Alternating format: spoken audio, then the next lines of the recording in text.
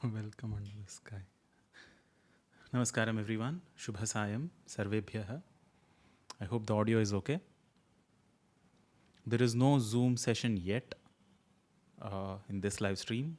For those of you who asked about the Zoom link, this is open for all. I'll be paying more attention in the comment section. First things first, there is no Zoom link yet. Maybe at the end we can have one Zoom link posted. I can start a Zoom session. And if we still have discussions, we can all move to Zoom from YouTube. But for now, today in this session, we'll talk among ourselves through the chat box. Audio is okay. Thank you so much. Namaskaram, Prayesh ji, namaskaram.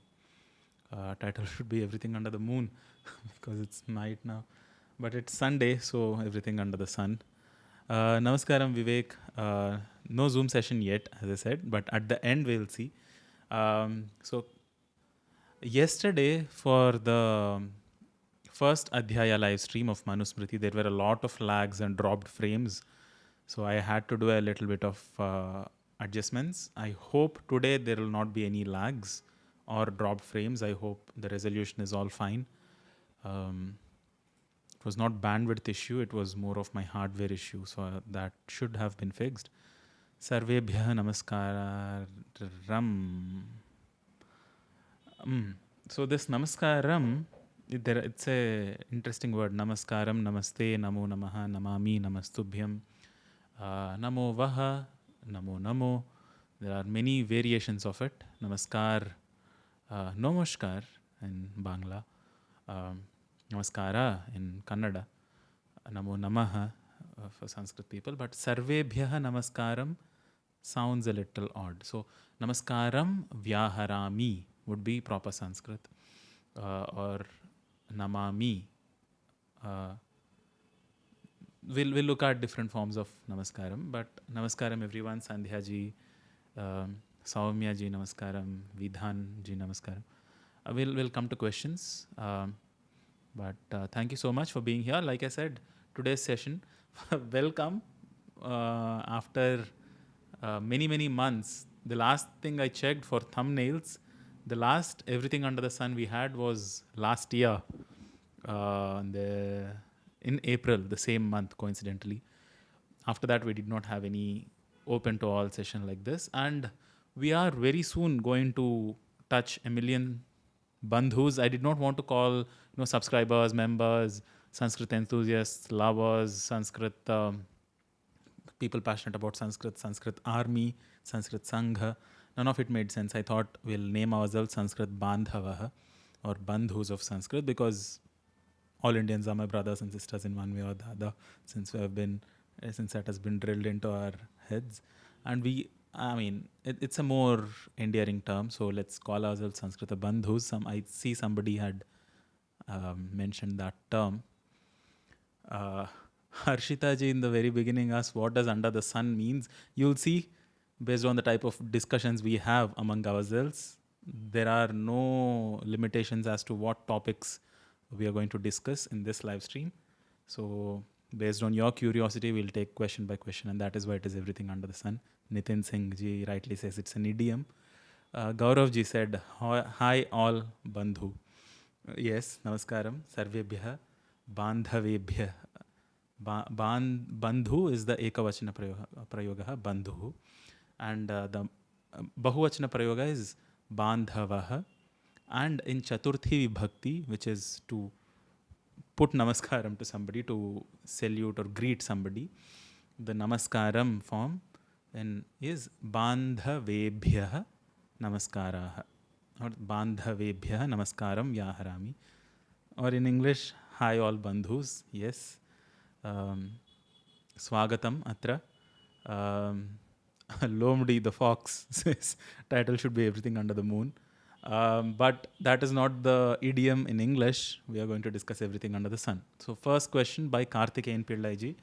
I feel Agnya Chakra while chanting, and I feel the Agnya Chakra while chanting and meditating Sham. But I haven't got initiation. I have been meditating for around 3 months. Is it okay? It is not okay. Please don't do such individual sound meditations on your own. There is a process called Aksharamala Japam, where you chant the bija mantras associated with all the different chakras.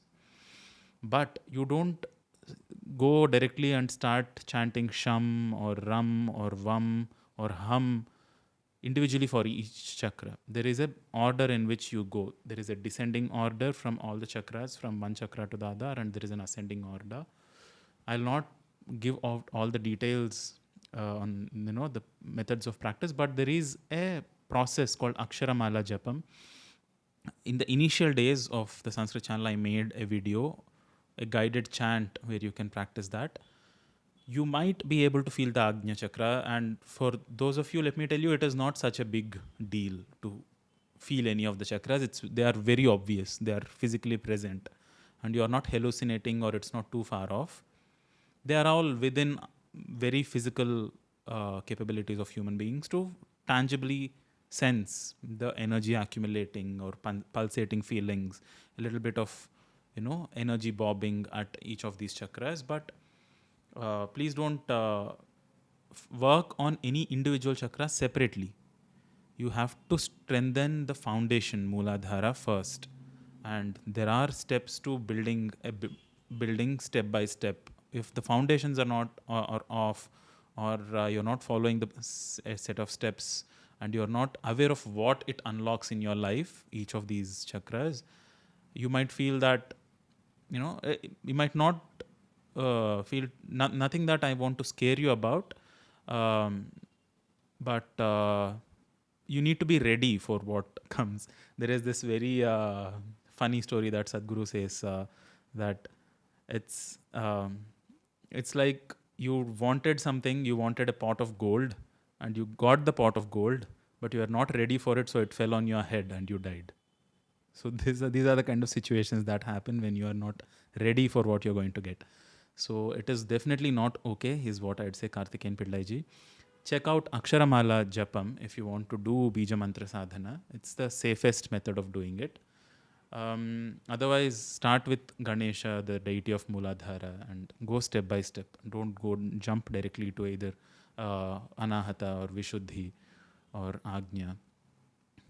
So take it one step at a time. So that was about the chakras and the Bija Mantra Sadhana. Nitin Singh ji says, he's replying to Harshita ji saying, anything under the sun means anything you would like to ask related to any topic. Yes, that's the idea. It's an idiom. Devendra ji says, welcome under the sky. Yes, that would be the goal, right? One day, someday, we all sit under the sky, discuss topics of interest, discuss topics that are profound, Sanskrit poetry, different kinds of scriptures. I'm sure there are some places where such environments still exist, but under the sky, literally under the sky, but it's not now, it's not here. Maybe one day. All right, Vivek says, woohoo, namaskaram Vivek, welcome, the silent flautist. Namaskara. First time here, anyone can give me a short brief? Aditya Thakurji, by now maybe you got a gist of what's going on. I'll later add timelines. Do you guys notice that this whole experience of the stream is smoother than yesterday? So I got a handle on what was going wrong. There were a lot of dropped frames from OBS. Hopefully it's fixed now. So Aditya, what was going on?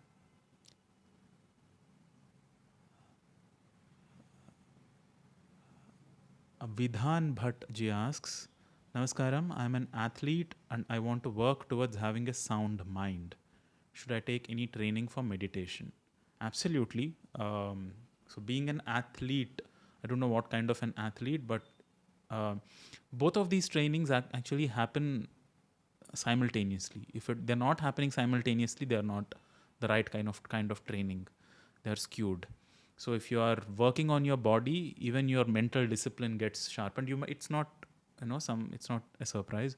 And if you're working on your mind and bringing it to a certain degree of sharpness, you'll notice even your health and your physical health and body is impacted.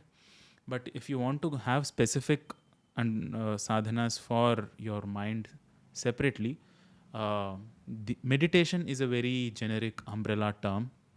Dharana practices are great. for athletes. So there are different kinds of meditation, as people call it in English. There is dharana, dhyana, samadhi, samyama, and vipassana is a kind of dhyana. So there are vipassana, which means to just observe. Vipassana works great for athletes. So there are certain aspects of the mind that you would ideally want to work on. One of them, of course, is your ability to enhance your endurance. So the first thing, of course, as an athlete, you, despite something feeling painful, something feeling hard, you need to keep at it. And vipassana, which is a kind breath watching technique that most of you probably are already aware of, is extremely helpful for athletes. There are many organizations that offer vipassana courses for free for multiple days. It's quite intense. Of course, there are chants, but unless you are the kind of athlete who is using your voice, I wouldn't really suggest japa, which is chanting, geared towards your athleticism. I would suggest vipassana or any kind of dhyana that people might be teaching you, which dharana and dhyana, which improves your focus on what you want to do, what you want to achieve. Endurance, vipassana works great. Next, Lomdi the Fox again says, I'm struggling with Sanskrit Vibhakti. Any easy way to deal with it? Actually, I was struggling with Sanskrit Vibhaktis too. They made no sense to me when I started many years ago. What helped me was making diagrams. So I would write these 7 by 3 tables of Vibhaktis, and then I would sketch it out. So Ramaha Ramau Ramaha, Ramam Ramau Raman, Ramena Ramabhyam Ramaihi. So it goes on. So instead of just cramping it up as just 7 by 3 filled with just text, what I would do is draw small stick figures. So if it is Ramaha, I would draw a small stick figure of just Rama looking straight. So Ramaha Ayodhyayaha Raja, Ramaha Dasharathasya Putraha. So like that, it's a stick figure, and for Rama, 2 stick figures of Rama staring at me, and for Ramaha, multiple stick figures facing me. Then for Dvitiya Vibhakti, I would draw a small Rama on the ground, and then Dasharatha on the side, a bigger Dasharatha. And now I would understand this as Dasharatha Ramam Pashyati. So something is being done to Rama. Rama is the object in the sentence. And for Dvivachana of Dvitiya Vibhakti, which is again Ramau, I would draw 1 Dasharatha and 2 baby Ramas on the ground. So Dasharatha Ramau Pashyati. So I would understand these with sentences. For Tritiya Vibhakti, Ramena, I would draw a small stick figure. You need not be a great artist, but just a small stick figure with this Rama killing Ravana, and Ramena Ravanaha Maritavan. So by Rama was the instrument in that process.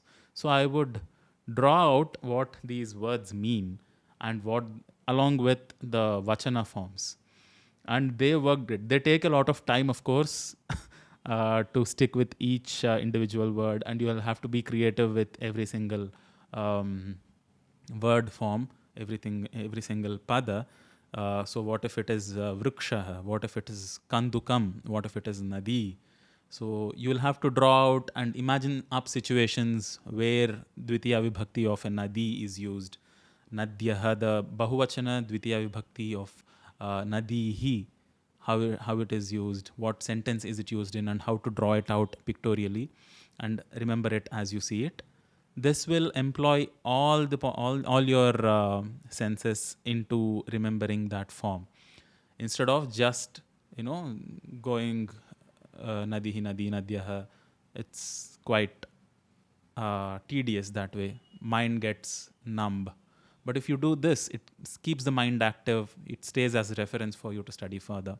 This is what I did when I was starting to study it. So hope this helps you too, Lomdi the Fox. Who are you? That's very funny. your name. Do you have a YouTube channel called Domdi the Fox or something? You can do something with it. I don't know, maybe children's stories and stuff, or something witty, funny sort of content. Devinder Prasad ji says, my question is, having learnt various stotrani, how to practice them? I mean, what is the good, right way? So, stotra, the word from stuti, which means to praise, can be, there are no hard rules when it comes to how to chant and use stotras. Mantras, of course, are not, the case is not so. There are very strict rules and processes to chant mantras regularly, do a japa. But stotram, if there is a big stotram, you can take one shloka, then be with it. Keep chanting that same shloka again and again, as many times as needed. Maybe chant it in tune. Our videos on the Sanskrit channel, there is a very helpful underline, moving underline. So that was the process that I used to do. I used to put my finger down and chant each syllable by syllable and make sure I do it very slowly. And then chant it once first, then identify the individual words in it. This is a very well-known methodology of understanding each shloka of a stotra and remembering it, which is to chant it first, slowly, identify the individual words in it, which is called pada vibhagaha or pada vichhedaha. Then each understanding each individual word, pratipada arthaha, and then anvaya kramaha, which is to reorder the words in such a way that the meaning becomes very intuitive, and then tatparya, which is the gist of the entire shloka. So you do this for each individual shloka. If it is Ramaraksha Stotram you want to learn, take up the first shloka, then do this method. In our chants, if you can start playing the chant, there is already an underline guide. Listen to my voice and follow along that underline guide. Then pause it or replay it, whichever way it's convenient for you. Read the meaning now separately. So try to correlate the words and meaning, words in the meaning to the words in the shloka. Play it again a couple of times if necessary, and then chant it along with me. Maybe we can have some sessions with our members where you can, once you do this practice, you can recite it back to me, and if there are any corrections, I can give it back to you. But this is just an idea, like one of the many hundreds of ideas that I have. But I hope this process you understood, and I hope this process helps you. Devenderji, thank you for your question. And Vivek asks, the silent flautist, I will also do a session like this with you on my channel. What say? Absolutely. What say what? I have been behind you to do such a thing. But I mean, we'll discuss about your technical difficulties again later after the call, maybe. The silent flautist, Vivek, has now some technical difficulties he's facing. I got my bansuri right here, so that, if there are no topics to discuss, maybe I can start practicing. I put my tanpura, everything is ready at a hand's distance, so that I can pick it up and do it. But let's see where this session goes. Devender Prasad ji again says Bandhu and Bhagini. Bandhu and Bhagini. Bhagini is usually for sister. Bandhu is for all sorts of bandhavaha. So it is like a gender neutral kind of a word to refer to everybody. Bhagini is specifically for a sister in general, but it does not. So Anuja, Agraja is literally a sibling, elder sister, younger sister from the same mother, same womb. Anuja and Agraja. Bhagini is more like, oh, resplendent one. It's a kind of an honorific, saying, oh, you are, it's a very tender way of addressing somebody. It can definitely be used. But Bandhu can be used for both masculine and feminine genders. Madhuji asks, can you provide us class of Sanskrit language from the very beginning, ABC? That is what Vakshuddhi is, the fundamentals of the very foundation of Sanskrit learning, not just as a, I, E, U, but from the most profound aspects of language, where we notice the correlation between sound as it is uttered and meaning which is inherent within every sound. So to do that, we start with the Maheshwara Sutrani, A, I, Un, Ril, Rik, E, Ong, I, Ouch. It is not in the same order of A, I, U, U. That is more for linguistic practice. But at a more spiritual level, this A, I, Un has a cosmic correlation that the creation itself happened in this sequence. First, the sound A came about. Then, this A corresponds to the attributeless presence of the creator in everything that exists. Akaraha sarva rupa syat nirgunaha sarva vastushu. Chitkalam im samashritya. Along with E, the sound of consciousness, it took on the form of physical creation, which represents which corresponds to the sound Un, A, I, Un. So this is how the sounds of Sanskrit form. All of this is covered in Vak Shuddhi. There were a few batches of Vak Shuddhi last year. All the pre-recorded videos are there in the members only section of YouTube. You can go through them, or they are also available for patrons in Google Classroom environment. But none of these are live classes right now. I don't want to do the exact same thing again for one more batch. There are a few places where it can be improved, the Vak Shuddhi that we had last year. So maybe I can, revise those course lessons and offer it again. But until that point, until I do that, because there are so many other things in the pipeline that we are working on, you can definitely refer to the Vak Shuddhi courses that exist right now, the pre-recorded videos in the home section of the YouTube channel. You can go there and check it out. It is available to all members, YouTube members, in extra unlisted and above levels. So this is one thing that a lot of you have expressed some confusion about, which is there are so many membership levels. I want to support you, but it's a little confusing what to take for what do I get. Honestly, it is mentioned in all of those membership levels in the side. So the first membership level is just badges and that icons to use in chat. So if there are any members who are reading this, you can use those extra special icons. SB Salilji has one badge by his name. In the very beginning, Sahil Desai took a membership, early access and badges. So there are different perks for different kinds of memberships, but you need not necessarily take the highest one, because the first one is basic minimum, like 60 rupees a month or something, and the next or the second or the third from that itself, I have kind of unlocked all benefits. I have not really kept them logged for the 3000 or 4000 one that is at the highest. But yeah, please check that out. And the idea is whatever you can, it helps us in doing all this stuff. It's still, the video card is still lagging. Hopefully it's not lagging as much. But I've noticed that as we generate revenue, it also gets spent up in multiple projects.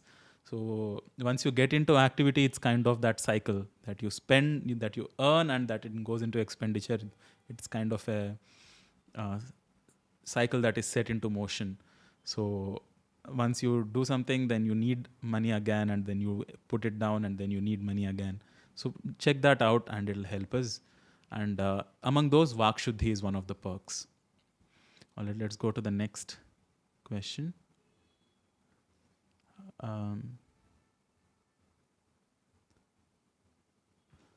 What is the Striling of Bandhu? That's a very interesting question. Let me look up the dictionary. Everybody has to refer to the dictionary, guys. Bandhu, bandhavaha. Bandhu is a masculine form of the word. There is no feminine form. Bandhavi makes sense. But in general usage, common parlance, bandhu is used. But maybe bandhavi. In dictionary, I can't find a feminine form of bandhu. Bandhu vargaha is kinsmen. Bandhu janaha. It's like janaha, right? the feminine form? Let me check out. Bandhavi. Yeah, Bandhavi as a word exists. So Bandhavaha and Bandhavi can be the feminine form. Who asked that question? Lomdi the fox again. What's your real name? I'm very curious now. Gudipati Vinay Kumarji asks, what is the reason for the creation of universe according to our Shastras? There are many stories which differ across different kinds of traditions. Okay.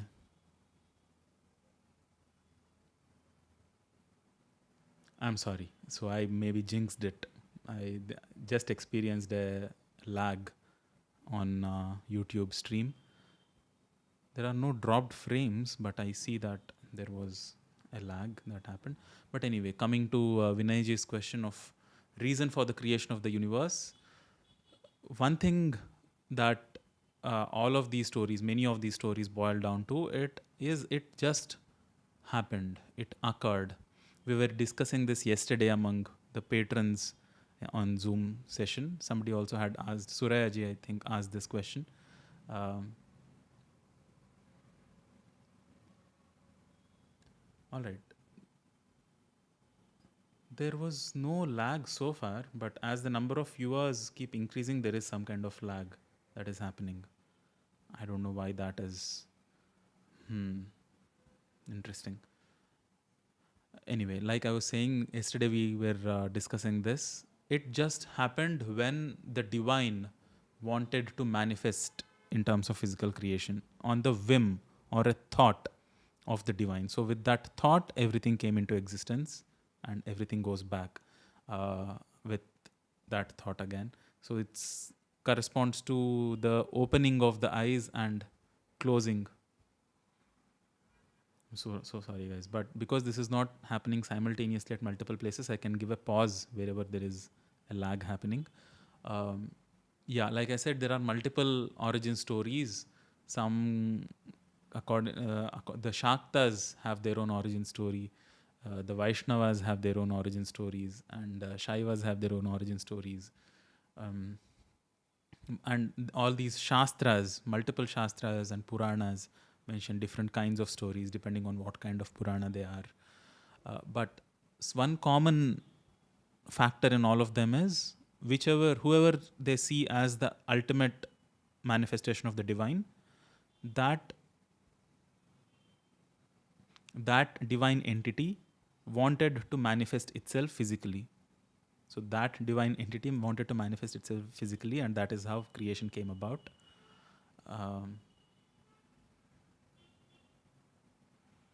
All right. I'm a little, two parallel streams running in my head as to why is the lag happening again when I don't see dropped frames.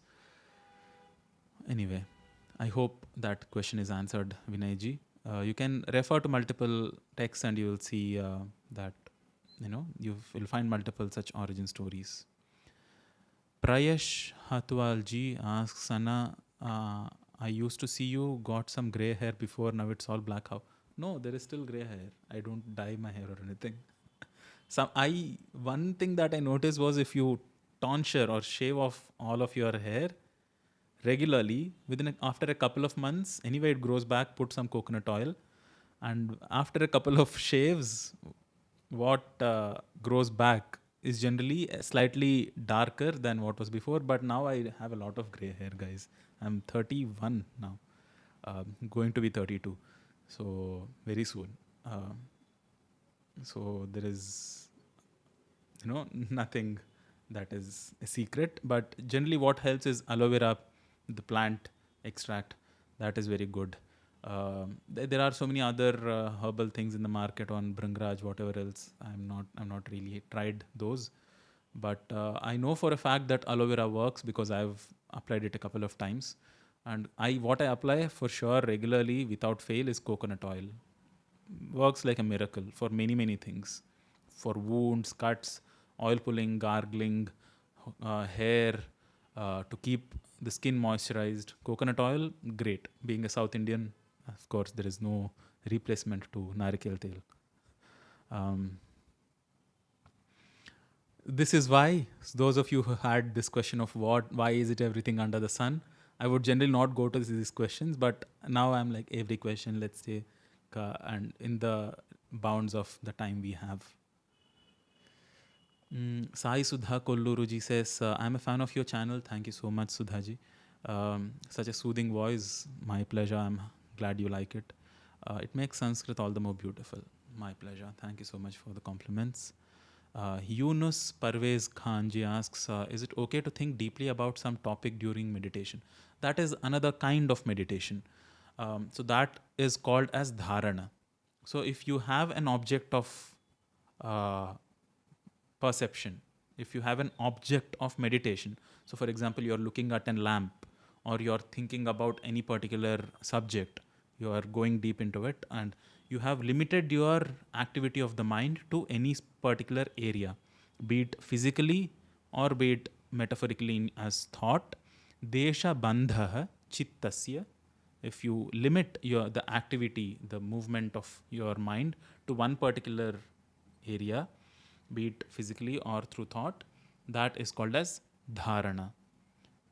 There tatra pratyayakatanata dhyanam. All of these are from Patanjali Yoga Sutras, where he defines different kinds of meditative states. So what you're referring to, where you are deeply meditating about some topic, is called dharana. But there again, there is this possibility of getting confused that you are thinking about one topic, but what really is happening is your mind is running across 10 different things about the same topic. That is not dharana. It needs to be steady, like a stream of water flowing. This they have a term for this, laminar flow of water. You see it is extremely soothing and relaxing. It is one of those videos which is almost magnetic to look at. It's called laminar flow of water, where there is no turbulence at all. It's all in one smooth straight line. That is how your thought flows towards any particular topic. That is dharana.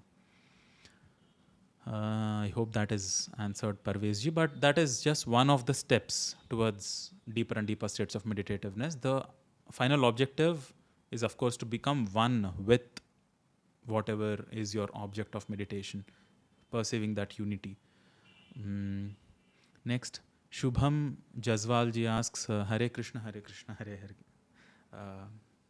Yes, it's such a powerful mantra, Hare Rama, Hare Rama. We had this, whenever it happens during any bhajan, it just puts you into trance. Lomdi the Fox again asks, what is the difference between Bhagavan, Ishvara and Devata? Very good question. In Rigveda, I read the word Devata is used to in relation to a subject rather than a deity. The English words are really very limiting. Deity, does it have anything to do with divine or Devata in Sanskrit language? Really don't want to go there. But Bhagavan comes from Bhaga and Bhagya. So it's Bhagya and Bhaga and all, they are all related. So somebody who is, a fortunate being, Bhagyavan, ka chota version is Bhagavan, the one who is filled with Bhaga or brilliance or radiance. Ishvara, Isha comes from that root sound eat, which means to rule over, to lord over something. And Devata comes from Divyate Prakashyate. Div is the root sound there. So to understand any word, this is the key, that you look at what the dhatu is, what is the sound in the word which holds its meaning. So very clearly, Bhagavan, Ishvara and Devata have very different root sounds in them. So which is Bhaga, Isha and Div. So you meditate upon them like Parvezji was saying. You do your dharana on it. You notice that sound, each of those sounds convey that essence within them. And that is how you understand the meaning of each individual word, which might seem like they are all referring to the same entity, but they are not. They are referring to them in 3 different contexts. Shruti Rameshji asks, is brahmacharya after marriage possible in this 21st century? Grihastha with celibacy. So there are 2 words, brahmachari and a brahmana, right? So just going by the word itself, brahmachari, charana, the feet. So brahmachari is somebody who is walking, who is following the path of Brahman, or realizing the divine. So realizing the divine where not as some kind of god, even if the worship is very external, ritualistic, realizing the divine within. That is the path of brahmacharya that one is on. That is why celibacy is extremely important, because you're not letting your energies go downwards along the spine to your reproductive organs and your food and sleep. What you want to push it upwards towards sahasrara, and that is the process of brahmacharya. But as soon as you go to grihastha, of course, why there is a griha is to provide stability and sustenance for the next generation to grow up in, and for two people to come fulfill their physical, psychological, financial, societal needs. But so when two people come together, inevitably, of course, due to these attractions, physical, bodily, mentally, all sorts of attractions, energy will move to the baser functions of life, sexuality and more physical pleasures. So that is definitely falling from the state of brahmacharya, which is pushing the energies upwards. The ideal objective is, before you get into grihastha, you have done enough sadhana that you are established in the sense of Brahma Tattva. Even if you have not fulfilled your realization, you have done your sadhana properly. So either do that or do this. Coming into grihastha and then thinking, oh, I need to now become a brahmachari, is not good for you, not good for your spouse, whichever gender, not good for your family and your in-laws. Do this well. If you have missed your mark in brahmacharya, do grihastha well, and there is an opportunity again in vanaprastha and sannyasa. It's not that, oh, it's all in the past, what do I do now? Don't what is the English word for kosna? Don't complain about, or don't lament over lost opportunities. Do what is there right now well, and there are opportunities that will come up in the future. If you've done this well, do, and then go towards vanaprastha, you can resume your spiritual sadhana, so that you work towards going beyond life and death. And if God forbid you have to come back and go through all of this, you are well prepared and you have put in your sadhana for the next life to be more smooth. So that is how this varna ashrama dharma works. It is definitely not good to just keep thinking that, okay, now I'm in grihastha, but I'll go back to brahmacharya. Because in grihastha, of course, if there is another grihasthi with you, they have needs. You might not have needs, but they have needs. Before you got into that, you must have thought about it. But if you really were forced into it, or do some, or you don't want to be there, break that, go to sannyasa, work on your own sadhana. And or if both of you people in grihastha are really oriented just towards brahmacharya and want to do their sadhana, nothing like it. Best. So you've found the right partner for you, do it. But you alone want to go on a path of brahmacharya, and you have left your grihastha ashrama. Grihastha is, every individual member of a grihastha ashrama is the pillar on which the whole society stands. So one pillar can't be shaky. Either both of them decide we are not building anything, we are no pillar at all, or we support each other in a different pursuit. Or if you've gotten into it, be a strong pillar, then go for vanaprastha. Hope that makes sense. Madhu NPG asks, let me take a small break, guys. I've been talking for too long. Let me just read out the question. Madhu NPG asks, I learned Guru Puja chanting from Isha Foundation. However, I felt not suiting me the chant. I did with visualization of offering, which Sadhguru mentioned as how involved you while offering. Okay, that's great, Madhuji. If you've done that visualization, great for you. There is Shiva Manasa Puja. Check that out. I've done a whole playlist on Shiva Manasa Puja. If you're not really into that ritualistic worship of, doing things, it's not everybody's cup of tea. Or if you don't have access to all those materials, or the time, or the money, you can do a Manasa Puja with utmost sincerity, devotion, and depth as you can muster. So that is very profound in itself. So check out Shiva Manasa Puja. Anand Nav ji asks, after Bhairavi sadhana, did this year, which sadhana would be best to do? It's lovely that you did Bhairavi sadhana. Maybe do Devi Seva in the ashram. It's amazing. But it's something that happens to you. It's not something that you pick and choose. It just happens. You'll see how it is. After you do a couple of sadhanas, you'll see how it is all falling in place in your life. I'm really glad that you did Bhairavi sadhana. After that, Devi Seva is what I'd definitely suggest. Pravarshan Chetriji asks, why are some of the lyrics of the same stotra, like Kala Bhairava Ashtakam, Rama Raksha Stotram, Shiva Tandava, etc., different from different sources? Because they are so ancient. Sometimes the sequence in which these shlokas are different across different sources. So even in Shiva Tandava, I think I numbered them differently because the shloka came before in one source, but the numbering was different in a different source. So I got, that there was a mix-up in numbering. That is one of the most common questions in the comments in the comment section, that, oh, the numbering is off. That's because of these kind of discrepancies. Because these are such ancient texts, sometimes there are different words, there are pathya-antaraha. So in the kind of chant, there are differences. Bharata being the vast geography that it is, there are different shakhas, different traditions which chant each of these differently. And there are, of course, poetic geniuses who want to do their own small tweaking here and there based on their own emotional perception of the stotra. So there are some small discrepancies here and there, but most of the times, if not all of the time, most of the times we can figure out what the original thing was. We can keep those sources side by side and figure out for ourselves what the original thing is.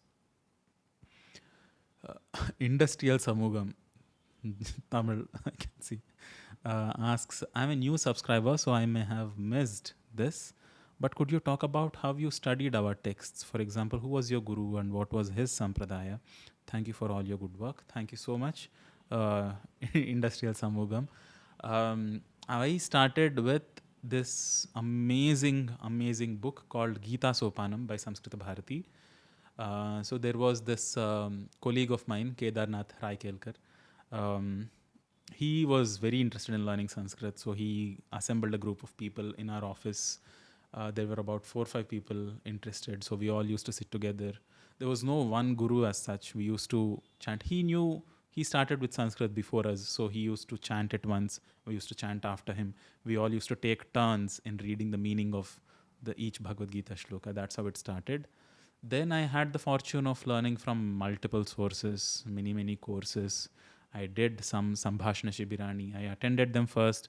Then I conducted many 10-day Sanskrit spoken workshops by Sanskrit Bharati.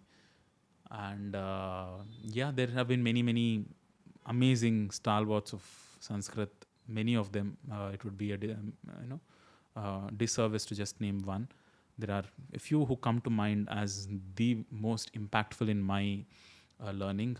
Anjaneya Shastriji is one of them. He is a giant of grammar and he's such a sweet person at the same time. He's one of the people who made the most mark on me. Narendra Kapreji is, of course, is very good. And there are many others who have not yet had the fortune of interacting with. Gauri Mahulikarji I recently interacted with. She is such a doyen. Chamu Krishna Shastriji I spoke with. Not really met him before, but we had multiple telephonic conversations a couple of years ago. But yeah, many people along the way. But the first book I started with was Gita Sopanam by Sanskrit Bharati. And Nandri, because I see you might be either Tamil or Malayalam, mostly Tamil, I think. Chakravartin Krishna Punjai Dharma. Okay, interesting. I don't know where this person is from. Now in open mode, Hara, I have no idea what you meant. Rashmi Karnawatji asks, sir, is there any mantra for improving vision and people suffering from IBS, irritable bowel syndrome? Physical ailments require physical attendance. So if you are suffering from irritable bowel syndrome, please make sure that you consult a doctor or an Ayurvedic specialist. Get that treated. Of course, there are chants which bring physical well-being, Mahamrityunjaya Stotram, and there are many other chants for, there is Vaidyanatha Ashtakam for the grace of Lord Shiva as Vaidyanatha. There are multiple places, kshetras, that you can visit for your own physical well-being. For improving vision, there is this Trataka process, which is a yogic kriya, which involves your vision. There is Sunayana, which is offered by Isha Foundation. But clearly, you see, I'm not the best person to suggest any, what do I say, methods to get rid of your vision-related issues, because I do not have perfect vision myself, so I can't really offer you sound advice. But there are these options. But if you want really efficient results, please tackle them in the domain they are in. If you have spiritual issues in your life, adhyatmika badhaha, you address them spiritually.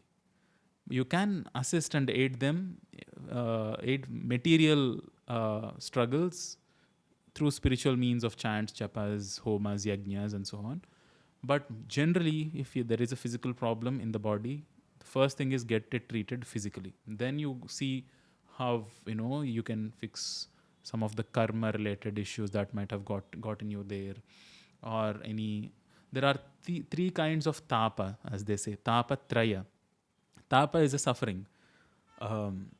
So adi bhautika, adhyatmika, and adhi daivika. So for everything that is bhautika, which is physical, you make sure that the remedy is also physical. For the other kinds of tapas, adhyatmika and adhidaivika, which are not in physical control of us, you go towards mantras and other kinds of chants.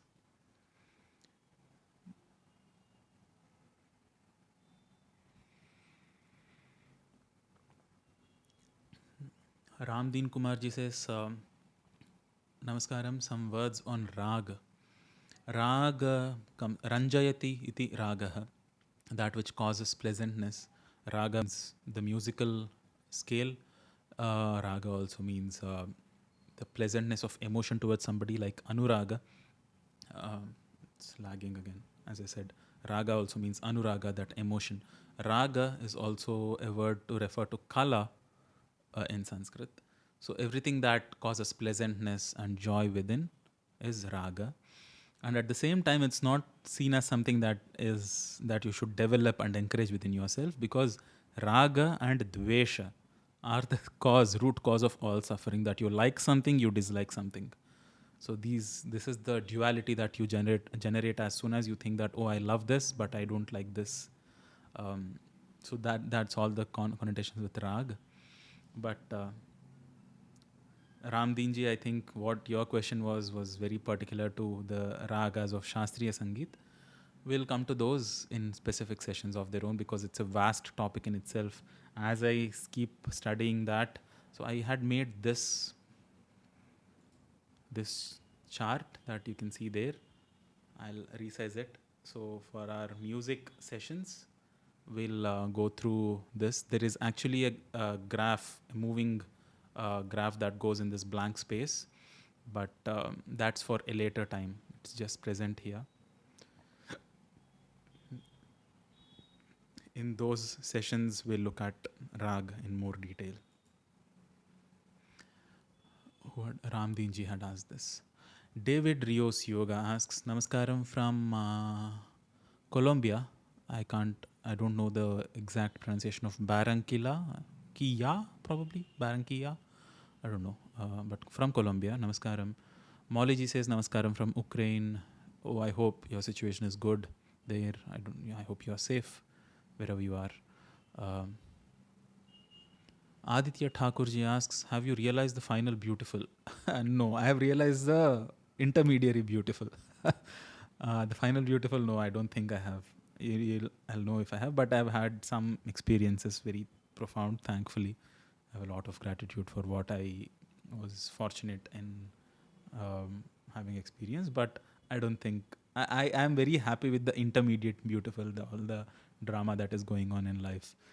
And I've gotten to a place where just the process of living, the process of just existing is very rewarding, very something that I'm very grateful for. So I'm thankful for that. But no, I'm not some kind of a realized being or anything. It's very obvious, guys. It's not a question that you have asked. Identifying somebody who has attained something in their life is very easy.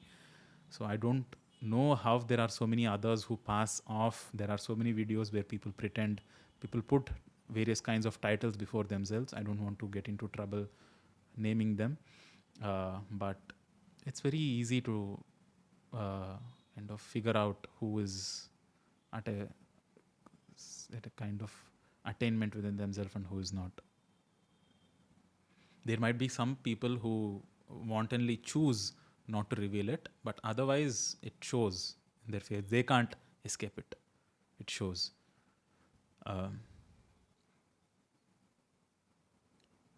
Congratulations for Ramayana Kalpavruksham. Congratulations to all the organizers. I'm not an organizer there. I just promoted the event because I thought it is amazing and really wanted to spread that message. But I had a grand time attending it, Ramdeen Kumarji. Yes, definitely kudos to all the organizers and all the hard work that went into it.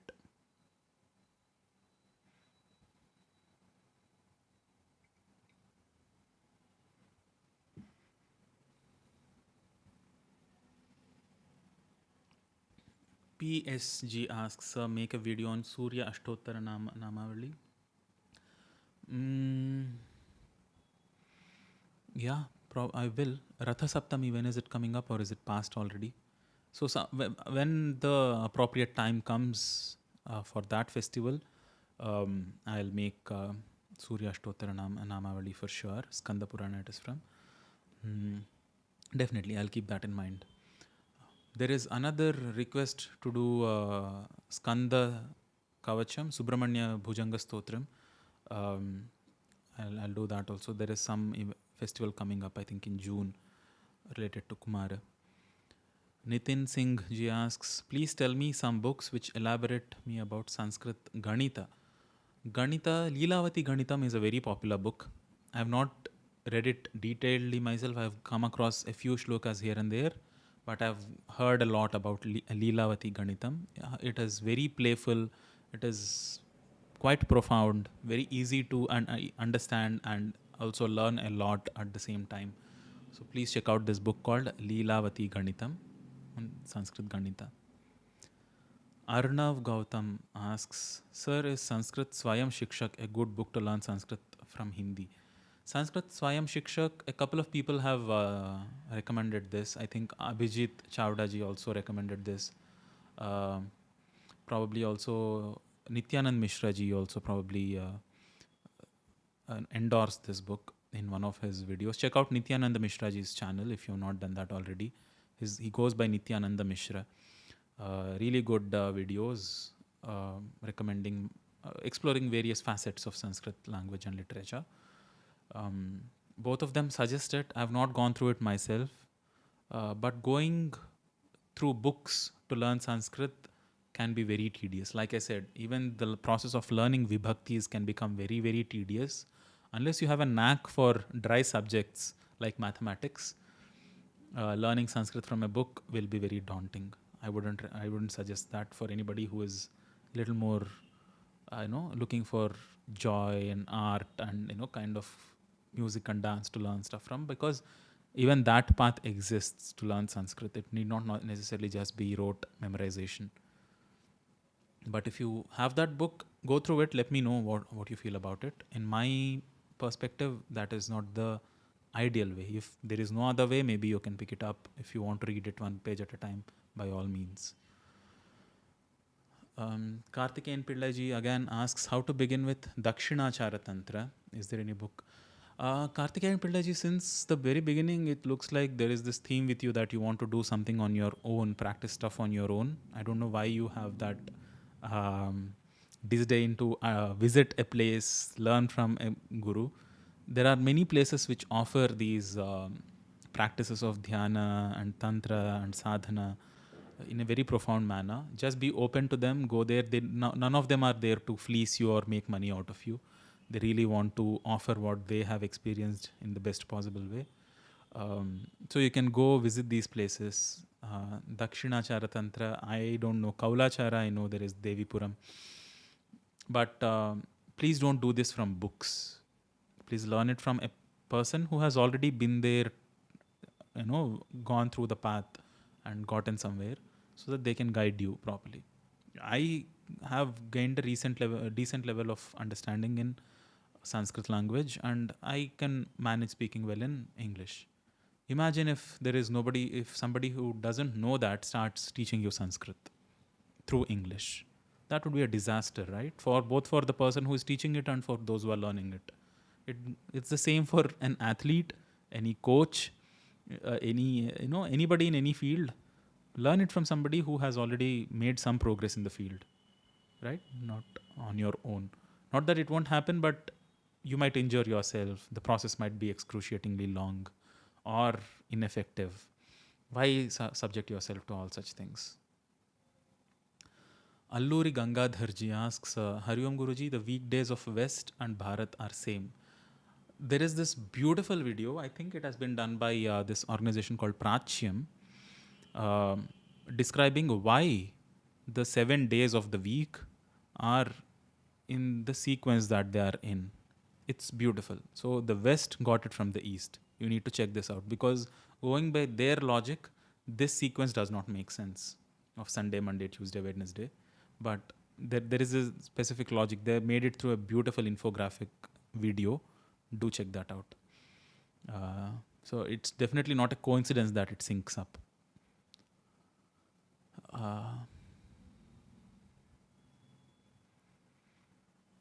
Karthikeyan Pillaji, too many questions. Like I said, that works for you. Please find a good teacher for yourself. Shakti in Wonderland asks, I wish you were a matrix software program and I could upload your vast knowledge of transcendent discourse. Okay, I don't want to. Okay, nice wish. VBJ asks, on YouTube there are Vibhakti songs, Sanskrit grammar, karma. Okay. Yeah, if there are such, please feel free to share it in the chat box. I won't mind. It will be helpful for all of us. Gautam Bhatt ji asks, can you speak something about Kumara Jiva? What is that? Was he a Sanskrit scholar? Who is Kumara Jiva? The great translator Kumara Jiva. A Buddhist monk, scholar, missionary and translator from the kingdom of Kucha. Present day Akshu prefecture in China. Interesting. I don't know much about this person. I'll have to read it about this person myself. But I'm not a big fan of Chinese prefectures because they have Kailash also bound up in one of their prefectures. Very sad. Ashutosh Kumarji asks, what a beautiful name, Ashutosh. Is it worth learning Brahmi or Granth script? There is this one organization which has been conducting classes on how to read and write the Brahmi script.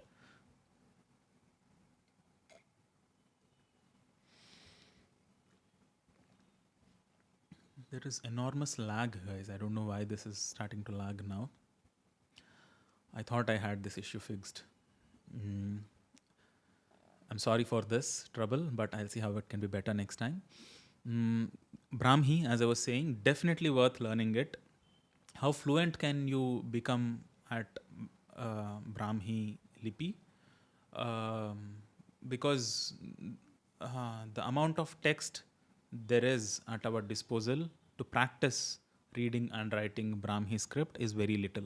I don't think, at least I'm not aware of a lot of such literature in Brahmi script to read and write. But is it worth learning it? If you are curious about it, definitely. I would love to learn it for myself. But we need to make it more prevalent. We need to publish more content in Brahmi script. And if you find learning, is there any worth in learning something? It's just for the joy of learning something you learn it. Salilji asks, that is certainly a brilliant way to grasp the topic based idea. I don't know what you are referring to, but I'm glad you find it brilliant. Thank you for the membership though. Ashok Nair ji says, Namaste ji, what can I recite or perform to activate my writing and speaking skills? As I have been wanting to write a book and engage in speaking for a very long time, but there seem to be blocks. One thing that will help for sure is to consciously consume people who consume content in the field that you want to get better at and gain skill with. Coming to spiritual sadhana as such, of course, there are deities like Hayagriva, Saraswati, of course, Ganesha, Anjaneya for that matter, who are known to be these deities of enormous intelligence. Hayagriva, Saraswati and Hayagriva, the more mainstream, Anjaneya and Ganesha for very specific things, but Anjaneya and Ganesha are very easy to please and you get your siddhis quickly. So depending on what topic you want to get better at, consume content in that domain by other experts, selected good experts in that domain, learn and all the stotras that correspond to these 4 deities that I just mentioned.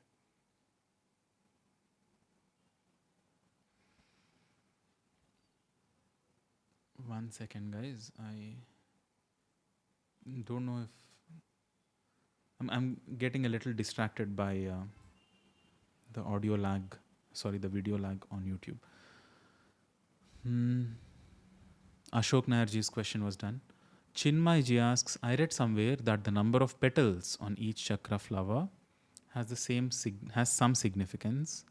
Like that, it denotes some aspects of that chakra. Can you elaborate, please?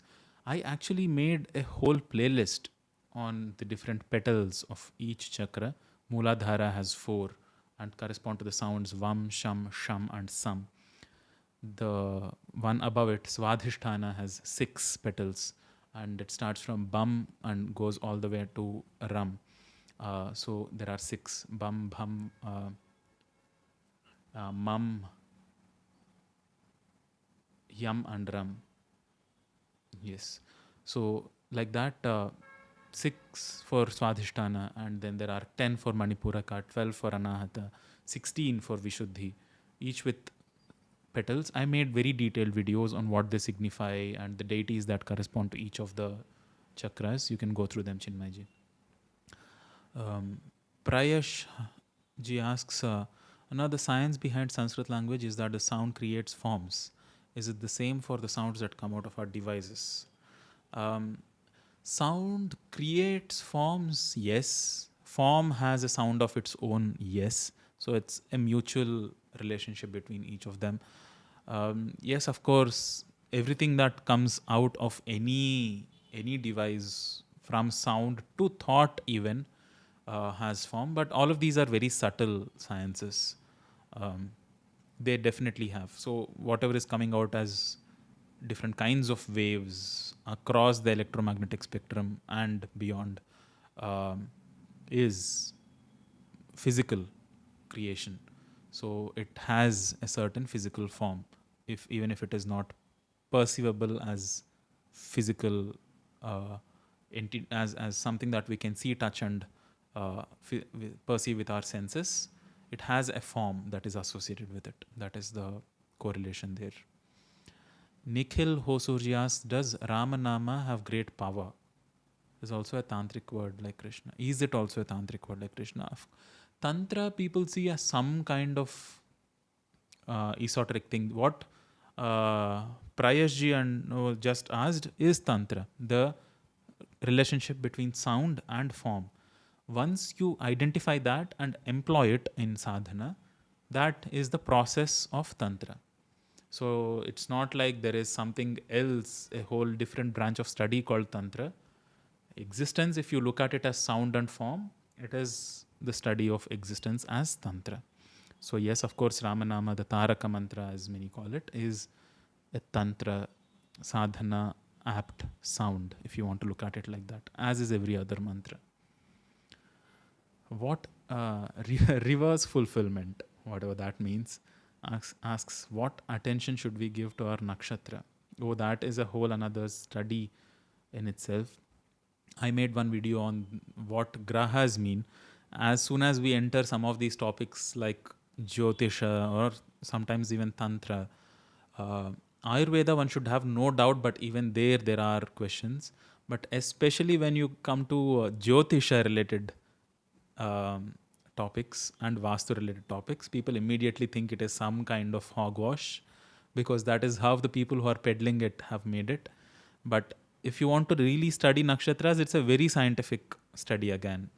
The study of nakshatras, their particular, sthanas, and the. I'm not too well versed with it, but it can definitely be mapped in the cosmos, and you can make measurements, and you can identify these patterns. Um, Brihat Parashara Hora Shastra, Phaladipika, Jataka Chandrika. There are many texts, Sanskrit texts, which go into this detail. I mean, if everything's fall into place, I keep thinking that there is very little time, but maybe eventually, if we find enough people and gather enough support, we'll explore all these texts also in the best possible way. I have these very beautiful grand plans. Let me announce them what's there. Of making three-dimensional models of our solar system as the West sees it, but the Navagraha Mandala, the 9 grahas, like the 3x3 grid that you see in many temples, their iconography, their placement with respect to each other is very, very profound. So maybe make a physical model of the entire solar system, and look at all the texts and their shlokas and their references with the frame of reference as Earth.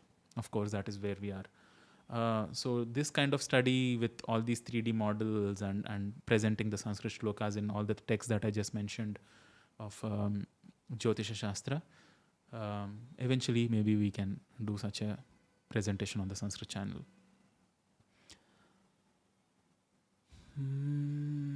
Jagadish Swarupa Brahmachari ji asks, how powerful is the recitation of Aditya Hridaya Stotram? This is the question that is answered in the Phalashruti of most of the stotras, which is what does one get? How powerful is it? Where does its power lie? Comes in the very beginning.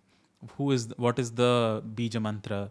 Who is the Shakti? What is the Shakti? Who is the Devata of this particular stotra? So Aditya Hridayam corresponds to him, and Rama himself chants this. So it is in energizing them. If you are crestfallen, depressed, it's the energy of the sun, the whole life generating force. So Sakshat Surya Narayana, as we see him. So there are all the benefits that correspond to the sun, the life-giving energy that throbs out there, the ball of fire, come along with Aditya Hridayam, the chant.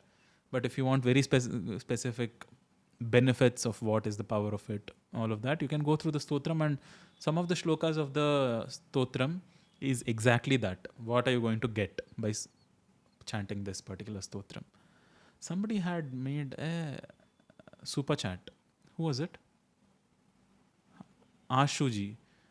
Please suggest sources to learn Sanskrit. Thank you so much for the super chat. Like I said, you can start with Vakshuddhi, the course that you can find the pre-recorded videos in the home section. Listening to something, repeating after listening to it is the best way. Reading by yourself from a book, I would definitely not recommend.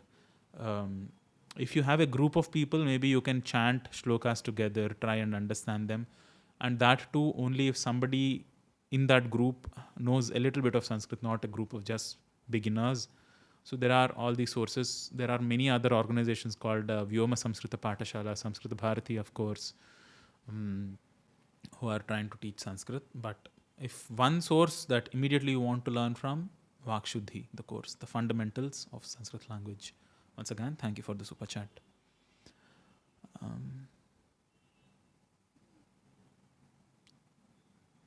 All right, how long has it been? 9:12 it is. It's roughly about an hour. maybe we can end the session. I'm sorry I have not taken all questions. Of course, it's never possible. But let me not repeat the regular askers, but go to unique askers. So, Jayasurya Charun Gandla or Charun Gundla. Charan Gandla, I don't know how to pronounce your last name, Jayasurya ji. But can you detail about Surya Deva's Ratha Sarathi? Interesting question. Uh, so there's a lot of iconography about Surya, right? That he rides on a chariot with 7 horses, drawn by 7 horses, um, pulled by on the chariot which just has one wheel, Eka Chakra, and Eka Chakra Ratha. And his Ratha Sarathi, there are stories again about him, about how they were born and everything. He is known by the name. Uh, even with his name, there are controversies. There are multiple stories. Some call him Anuraha, which means the one who has no thighs. Why does he have not thighs? There are stories behind it. Some call him Arunaha, representing the reddish color, the first color that you see when sun appears. So that Aruna, that is the name of the Ratha Sarathi, and that is how Surya comes first. You see his charioteer first, and then you see Surya behind coming, is what the story says. Both there are stories that behind both of these names, Anuraha and Arunaha. It was a surprise to me because I always thought there was only one story of Anura, but then I also saw Aruna, and that is when I thought, okay, there are multiple stories behind him, and this made a little more sense. Aruna. Oh, there are a couple more super chats. Thank you so much, guys. Okay, let me go to super chat questions. Chinmay ji, thank you so much. No question associated with it. Bhartiya Things, thank you so much again. Again, no question associated with it. Chinmay Jape ji asks, can we have Vedanta class and how to practice it? Ishavasya Upanishad pertains to Vedanta. So there was actually a live stream on what Upanishad means and why it is called Vedanta. And like the 11 principal Upanishads, the Isha Kena Katha Prashna Munda Mandukya Tittirihe Aitarencha Chandogyam Brahadaranyakam, the listing out these principal Upanishads. And we had explored the Ishavasya Upanishad completely. So you can go check that playlist out. Chinmaya Mission by Swami Chinmayananda has multiple live classes on Upanishads. But these are, we are a little technically savvy with things like this, but despite that, there are lag kind of issues. People who are presenting these are not so structured in their approach. They go on for multiple months and years exploring something in their own style, but you could check those out also if you want to explore other Upanishads. But Ishavasya Upanishad we have definitely covered on our channel. Check that out.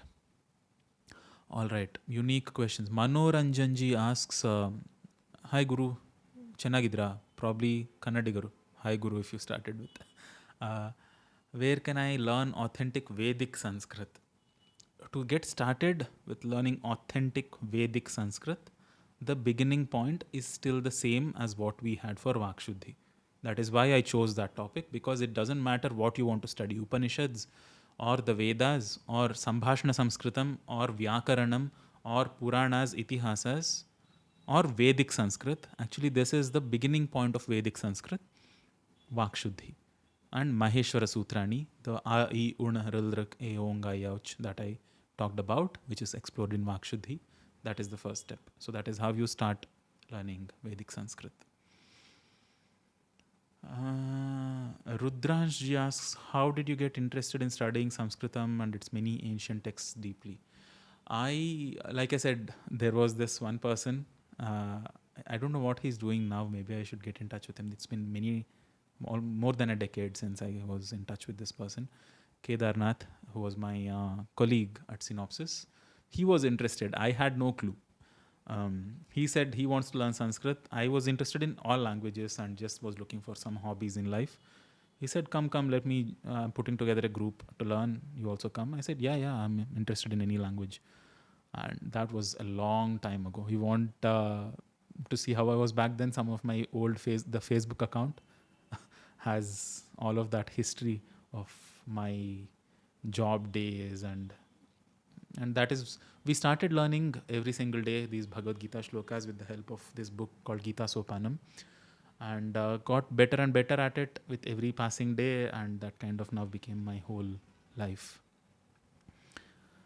Again, Yunus ji, you had asked this question already, some questions, so I'll not take repeat questions. Rahul Sehrawat ji, I don't think I've taken any question from you. Hi sir, I did my graduation in BA Sanskrit Honours, wonderful. And now I want to do MBA further from world top class university, and I'm scaring from my competitors a lot. Can a Sanskrit guy win in corporate world? The thing is, we don't really need a corporate structure anymore, Rahul ji. Right? What I do is not a corporate kind of a structure. What Jayanta, the Sanskrit Acharya official, is not a corporate kind of a structure. We don't need these employers anymore. If you want to work with me, I won't think of myself as your employer, but if you want to really put efforts, you're good at what you do, come join us. We need help as much as we can get. But if you want to really learn the basics of business and marketing and strategy, finance, whatever you want to learn, basically you'll find a YouTube guru who is teaching it for you, right? These days. So you need not really spend multiple lakhs of rupees and many years just getting a degree, because what matters is your skill and how you can present it. Brutal honest in public, your English needs a lot of improvement. Sanskritam na janami vaktum shaknoti va na va iti.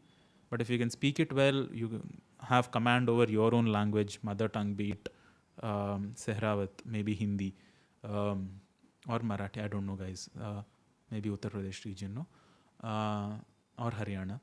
But Hindi or Haryanvi, any regional language, your own Matrabhasha and one more Sanskrit Bhasha at least, if you're good at, you can make a niche of your own, you can become your own corporate. You need not really go towards all that, and I wish you all the best being a student from Bachelors of Sanskrit. Dhruvji asks, I have not taken his question also. Namaskaram Udayji, what to do to wake up early, struggling a lot. This I've noticed, I can suggest this for sure because it works like a charm, is sleep early. If you want to wake up early, you sleep early. Start with sleeping early a few days. If you keep watching something, stay late into the night, even if working until 11 o'clock, 12 o'clock, and then want to wake up early, it's not going to work like that. Sleep by 10 p.m. sharp. Do this for 3-4 days. After some days you will see, and eat light. Don't fill up your stomach. Don't sleep with lethargy. Eat light, drink lots of water, you will not feel hungry. You will see you'll wake up fresh. So you have to take care of initial conditions, right? So waking up early, you can't forcibly just work on that point of time. You have to see what led up to it and take care of the roots of the issue. All the best. It works, definitely works. Sleep early, eat light, you will see. I don't mean sleep early, sleep off by 8 o'clock or 7 o'clock. 10 o'clock is great. You will be very comfortably, you'll be able to wake up by 5 o'clock. Even if earlier you want to wake up, you will have to do your sadhana properly so that you can function on lesser amount of sleep.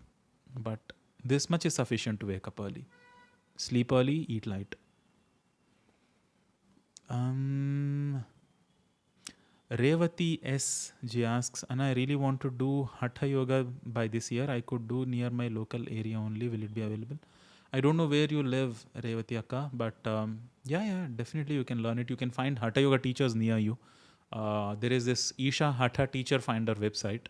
Wherever you are, you can find a teacher near you, most probably. If not, there are Hatha Yoga programs offered by the ashram itself. A few more questions and it's almost 1.5 hours. So there's no Zoom session this time. But next weekend also, Saturday and Sunday, we'll do live streams. Saturday live stream we'll have with our members and patrons simultaneously on a Zoom call. So there'll be video face to face. Next Sunday, will it happen? Everything under sun? Most probably not.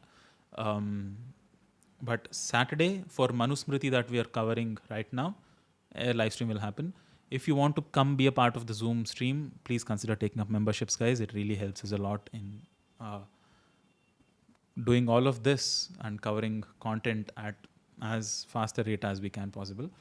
Vivek Kumarji asks, Uncle, please tell about Shiva and Prakriti. Not enough sufficient, not enough time right now, bete. But kabhi aur.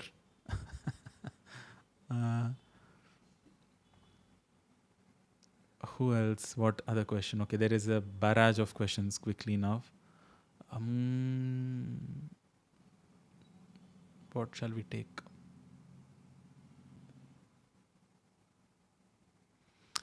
R.K. Hegdeji asks, Manya, have you read Parashara Smriti? What is it all about? It is one more text on Dharma Shastra. Yesterday in the Zoom call, we were talking about Parashara Smriti. Chandramauliji had suggested it. That it is the story of Kumaraswamy, as how he approached Dharma, I think. It's a Dharma Shastra text. I have not read it in detail myself, but I'm sure you'll find texts of it available. We'll not be covering Parashara Smriti yet. We'll do Manusmriti first. I've also heard that some Pravachanakartas have said that Manusmriti, because it was written by Swayambhuva Manu, is of the past yugas, but for this yuga, Kali Yuga, Parashara Smriti is the more relevant text. I have not read that or heard that opinion myself anywhere, but because Manusmriti is very relevant, even if it is by Swayambhuva Manu, it is quite relevant across time, at least the basic principles. So that's as much as I know about Parashara Smriti.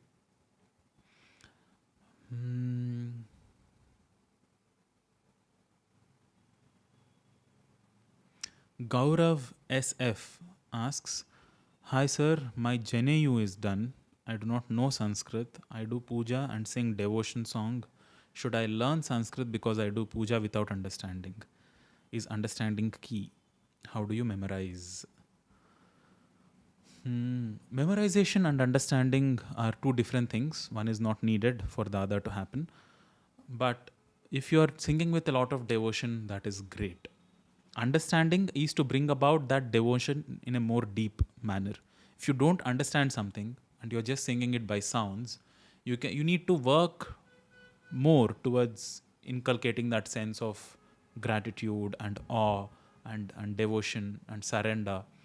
But if you understand what the stotra says, the stotra itself, the meaning itself is towards, bringing that sense of surrender, bringing that sense of reverence and respect and all of that towards your deity of worship. So understanding is key. I'm saying this in very simple terms. Adi Shankara says if you don't understand something that you're chanting, it's as good as a donkey braying. I don't want to use such strong words, but it's very important, very, very, very important that whatever you chant, whatever you speak for that matter, whatever comes out of our mouths, we utter it consciously and not wantonly and out of some compulsiveness, right? It is one of the very important aspects of living a conscious life, that you don't speak something that you don't mean, right? That is why I have a huge disdain for all these very colloquial curse words and galis in multiple languages, especially Hindi, even in Telugu and many other languages for that matter. Many of my friends also do it, unfortunately. Many elderly people also do it. Really unfortunate. Then they say, oh, we don't really mean it. It just rolls off our mouth, right? But what is the point of saying such things? And even if you don't mean it, the word implies it, right? So it's very, very essential that not a single sound comes out of your mouth if you do not mean it. And the vice versa is true. It helps a lot in terms of your own personal growth. So please understand what you're chanting, and every single syllable that is coming out of your mouth, try and be with it. It helps. All right, that's a very good question to end this on. Okay, there is a question from a member. Harry Moss ji asks, Namaskaram Udayji, quick question. How do members access the Zoom meetings? The description link just takes me to the member homepage and I do not see any passwords. See you next live stream. So there is a Zoom, whenever there is a Zoom link for patrons on patreon.com and YouTube members to access, this live stream access is only for members and patrons in the level 3 and above, not for early access and badges, not for unlisted videos, but the next level, in the membership level itself, it is mentioned live streams. So if that live stream membership you have both on Patreon and on YouTube memberships, as soon as you click on the password link for either on Patreon or on Zoom, you'll find a web page that opens up with both the Zoom meeting link and a password phrase mentioned. When you click on that Zoom link, this password box opens up in Zoom itself and you type that password, you're in. That's how you can come in. PBG asks, please give us a beaming smile like spring sunshine. I don't know how to do that. I wish I learned how to act. These Natya people do it very, very skillfully. I am not really, I can't. The comment brought a smile to my face, so thank you. Vidhan Bhattji again asks, oh, I'm 17 years old. How to lead a fulfilled life? 17 years you're having questions like this, Vidhan Bhai. That's a very good thought to have. Fulfilled life. What leads to fulfillment, you think? That's a whole discussion in itself. What leads to unfulfillment? What is the source of any seeking that you have? Whatever you might, what is the opposite of being fulfilled? Feeling empty, right? Feeling vacant, there being a drive or a desire to add something more to you in order to feel that sense of fulfillment, which not yet is. But where is that drive coming from? What is the source of that? Let me quickly give you an answer, but this is something that you have to ponder over for yourself. This is not something that will quench your quest immediately, but I'll give you the answer, ponder over it. We feel unfulfilled not because there is something inherently wrong or something which is inherently less within ourselves, but because what is full and complete and eternal as life within us now has found limited expression and limited identity with our body and with our thought process. We think what I is limited to this body and limited to this mind. But that I that is functioning from within, in its original nature, is all expansive, all inclusive, and eternal. Because it is now in a cage, it feels that, oh, it is always stifled. That is where the source of this pursuit. I hope I'm doing a good enough job of presenting it. That if you address that, then there is no need to do something in order to feel fulfilled. You already are full. And then you do whatever means something to you. And out of that fulfillment and out of that purnatva comes that pursuit. This is the meaning of purnamadaha purnamidam purnat purnamudachyate. That is full or complete or whole. This is full or complete or whole in itself. Because if there is a divine and we all came from it, Purnat Purnam, from wholeness alone can come forth. I made a video on this again. I hope this clears and there was no lag of any sort. But it's very interesting, very, very heartwarming that you are thinking in these terms. But for these kinds of pursuits, don't go behind this kind of Western thought process that, oh, if I get a better, if I increase my standard of living, if I consume more, I'll feel more fulfilled. No, not at all. You have to address the source of where it is coming from. All right, very wonderful shloka to end with. Let me just quickly chant it. I'm sorry again, there are many questions, but we'll come to the end of this session. Let's all chant Purnamadaha Purnamidam and then end the session.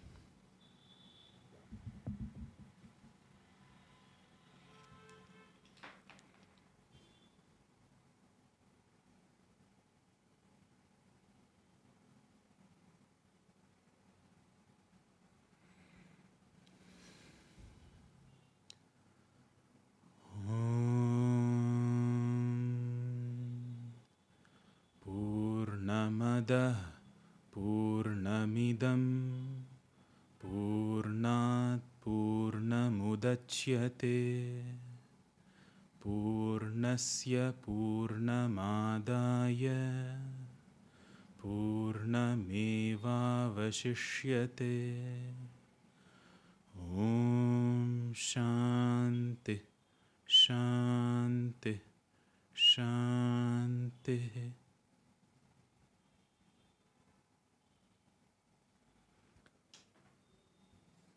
More questions are there, guys? Thank you so much for joining.